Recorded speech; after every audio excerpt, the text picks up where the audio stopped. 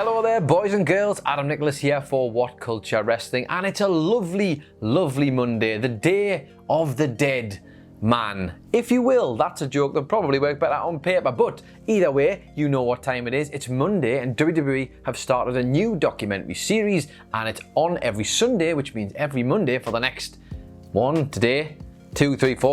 next 4 Mondays, we'll be bringing you all of the latest from The Undertaker's The Last Ride documentary on the WWE Network. If last week's episode was all about remorse, this week's episode was all about redemption, with WrestleMania 33 being a disaster might be a strong word, but it wasn't too far off. We wanted to see, could the dead man do it again at WrestleMania 34? And this incredible insight behind the journey that led us to that moment. Anyway, let's not waste any more time. Let's get into it. My name is Adam Nicholas. This is What Culture Wrestling, and these are the 10 things we learned from WWE's Undertaker, The Last Ride, Chapter 2. Number 10, Vince knew he wasn't there. Now, Vince McMahon is often portrayed by the media, by ex-WWE wrestlers and lots of other people as a cold-hearted businessman with little to no emotion when it comes to the people who work for him. The Undertaker, however, it seems, might just be the exception in that department. After watching the dead man's disappointing performance at the show of shows, he knew the Taker was probably going to have to make a few choices afterwards, because let's be honest, he couldn't go on in this similar vein, and he knew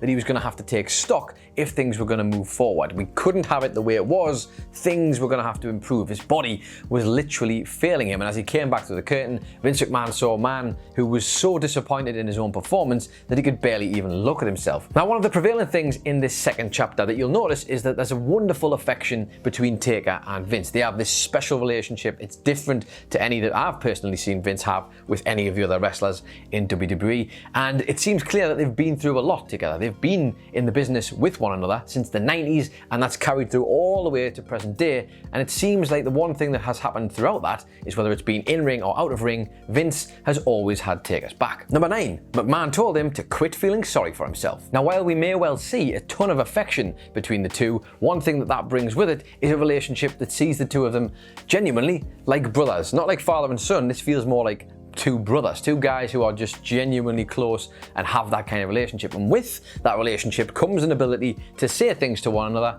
that maybe nobody else would get away with. And one thing in particular has stuck in Undertaker's mind that Vince said to him. Now, you see, while Undertaker says he wouldn't change that relationship for the world that he has with Vince McMahon, that doesn't mean it would have hurt him any less, or certainly smacked him in the face any less, when Vince McMahon told him it was time that he quit feeling sorry for himself after years of tough matches and surgeries on his body, and his whole career pretty much was becoming this massive pit of self-doubt. Now, the reason this one hurt so much is because it was true. Vince was telling him what he needed to hear. This was tough love from McMahon, and yes, it might have been harsh, but ultimately, the dead man knew he was right. This was something that was completely consuming him as a person and as a performer, and if he kept on this way, things weren't going to get any better. Now, while most people wouldn't have got away with talking to the dead man like that without losing their head, let's be honest, Vince McMahon is not most people, and this actually gave Undertaker the jolt that he needed. It awoke him from his slumbers and allowed him to get his ass-kicking boots back on and get back out there. Number 8, he'd take a bullet for Vince. Now, in one final note regarding the relationship between Vince and Taker, the dead man says that he would actually take a bullet for Vince McMahon because he loves him to death, and that feeling was kind of reciprocated by Vince, a guy who called Undertaker the most loyal superstar he's ever had. And that speaks volumes about the relationship between these two, and not only that, it gets further backed up by an insight we get from Dave Bautista, who says that whether or not it was the case, he always felt like the Undertaker was Vince McMahon's right-hand man. There was nobody else who Vince respected more in that locker room than the dead man. It's a respect that the dead man appreciated and reciprocated towards Vince. Even when Taker's body was battered and broken and completely shouldn't have been anywhere near a wrestling ring, he's loyal to a fault. He offered Vince McMahon in 2017, despite telling him that the tank was actually empty, he said that he would continue to train if he wanted, and if something should happen, somebody should drop out and he still needed somebody to come in and fill a slot, that he'd be ready and available. This is a man who has literally dedicated his life and his body and his well-being to a company and to a business that he loves so very dearly. Number 7, he felt awful for Roman Reigns. Now, as you might recall, last week's episode ended with the dead man watching footage from his match at WrestleMania 33 with Roman Reigns, and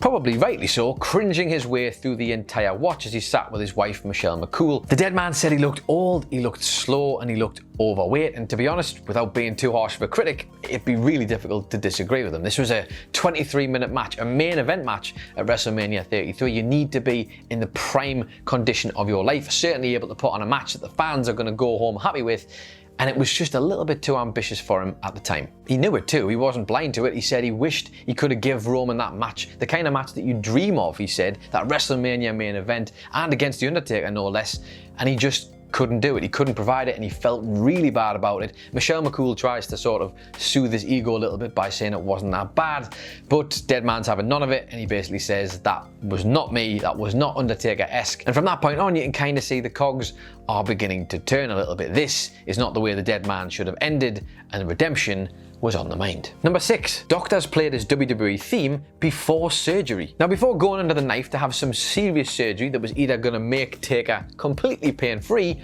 or, and let's have it right, because statistically this is always a possibility, something could have gone wrong and we might never have seen the Dead Man again. I know that sounds extreme, but this is surgery. This is serious surgery in hospital. People have died from a lot less of a surgery than this. So imagine then if you're the Undertaker and you're about to go to sleep after a doctor has given you anesthetic to put you out, and as you're drifting off to sleep, you suddenly hear your own theme music. Now, if that was like, I don't know, Stone Cold Steve Austin, the Glass Smashers, you might be a bit excited. You'd be like, oh, that's quite cool. This is the Dead Man's theme song. You know, the funeral song, the gongs, the doom, the dread. That is the music they decided to play in their infinite wisdom before the man goes under for major surgery. I mean, what? Honestly, that sounds like something Vince McMahon would come up with as a skit. We saw it with JR when he pulled JR's head out of his own arse in that weird Dr. Heine skit. This can't be real, and yet it actually is. Number 5, seeing Vince in a t-shirt is so weird. Now yes, the previous entry is the most unexpected and ridiculous Easter egg that we could have possibly dreamed of getting from this documentary series, but seeing Vince McMahon in an orange t-shirt cannot be far off. Now, apart from Vince McMahon back in his Zubaz days, or when he's been in the ring actually wrestling, you expect to see him in a suit, top to bottom, and that is the Vince McMahon that you know, right? Because that's who he is. He's the chairman of the board. He's Vincent Kennedy McMahon. He's meant to be in a suit and tie, and seeing that man in normal clothes is weird as all hell. But when The Undertaker goes to visit WWE HQ in 2017 to talk about Vince and his potential future, Vince comes out to greet both Taker and wife Michelle, and he's just wearing this, well, ironically, not quite like this, but this orange t-shirt that looks like a convict t-shirt. Looks like he's about to be Nails' tag team partner or something, and he comes down to greet them both, and honestly, it's just so weird.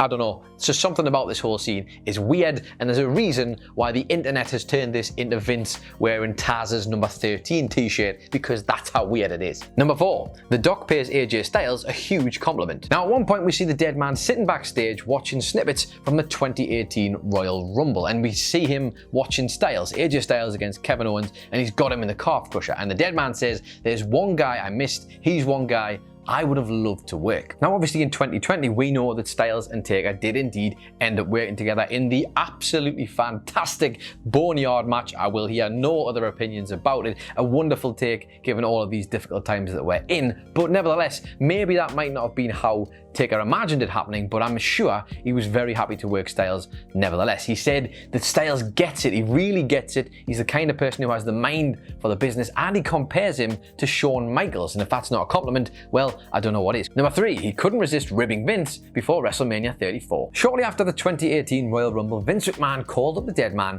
and asked him if he would be interested in working John Cena at WrestleMania 34. Now that was a phone call that Calloway was not expecting, to say the least, but in fairness, he was interested and he liked the sound of it, but he didn't know whether he was going to be able to actually pull it off, because physically and mentally after WrestleMania 33, he wasn't sure if he was there yet and needed to know for sure before he committed to anything if he could still go. So much like we heard with Edge for his comeback, the Dead Man was actually sent a ring by WWE. Imagine the luxury of that. God, that must be every child's dream. They sent him this ring, he sets it up in this little jet ski hut down nearby his, and ultimately tries to figure out whether he can still go as a wrestler. Now, this whole time, of course, we were on a bit of a schedule because Vince McMahon needs to know whether the dead man is going to be able to go up against John Cena at Mania, and the clock is ticking. Now, remember earlier when we were talking about Vince and Taker and how they're kind of like brothers and they can get away with stuff with one another that nobody else on earth would do? Well, Taker sort of decided to take advantage of this, and despite the fact that Vince was sweating on whether or not he was going to be available for WrestleMania 34, he thought,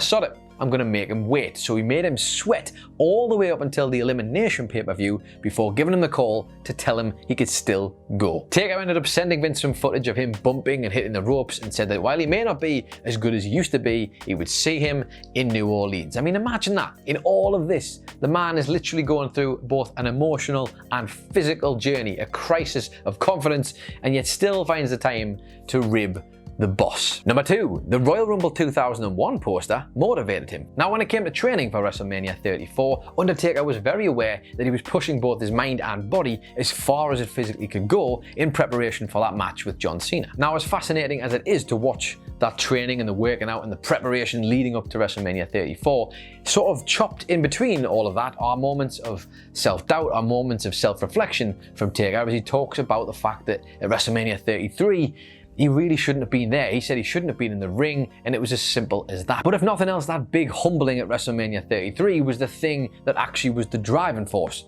for the dead man. He knew that he couldn't go out like that, and he was determined to make sure that he didn't embarrass himself like that once again. And this fascinating thing that we got was that within the sort of the self-built ring that he had hung posters of pay-per-views all around the ring. And one poster in particular that he found a lot of motivation from was the poster for the Royal Rumble 2001. He said he'd often stare at the poster and stare deep into the eyes of old foes like Stone Cold Steve Austin, Triple H and Chris Jericho and find the fuel to carry on. Despite the fact his body was telling him he needed to quit, it was screaming in pain and was telling him, you can't do this, he was not going to be denied. He would look at that and feel this sort of responsibility to kind of prove himself for his old roster mates as well as the guys who are now on the road that they helped make for them. And number 1, Taker personally apologized to Roman Reigns. Now, for everyone who saw The Undertaker versus John Cena at WrestleMania 34, you'll know that it ended up being a success, all things considered. Yes, it was a bit shorter than maybe people were expecting, and The Undertaker himself actually mentions about his disappointment at how short the match is because he said he was ready for 45 and he ended up getting 5 minutes. But nevertheless, in terms of comparatively to last year, this is a raging success and the dead man is back. But instead of sitting in all the adulation and taking in all of the plaudits from people around him, he actually goes out and finds Roman Reigns backstage. The dead man tells the big dog, I feel so bad about last year and I want you to know that it bothers me. And you can actually see on Roman Reigns' face, he's kind of not expecting this. He's gone over to congratulate him on a good match at WrestleMania 34 and the dead man is there trying to right the wrongs of WrestleMania 33. It's weird to say the least. We get a little bit of dialogue where you see that Roman tries to say that that wasn't the case and Undertaker shoots him down. It's genuinely powerful stuff to see. I mean, the dead man has had this massive redemption arc in his eyes and this should be a really big moment for him, but he actually kills his own buzz to make sure he goes and rights the wrongs with Roman Reigns. So there you have it. Those are all the things that we learned from this week's episode, Chapter 2 of The Undertaker, The Last Ride documentary. But let us know your thoughts in the comments down below. Don't forget to like and share. Hit the old subscribe button if you haven't already. You can find the original article for this at whatculture.com/WWE. That's by Jamie Kennedy. Give it a read. It's a good one. You can also find What Culture on Twitter at WhatCultureWWE. You can follow me on Twitter if that's your thing at It's Adam Nicholas. Or if you just want some more videos, who else wants more videos? Because it's lockdown. We definitely do.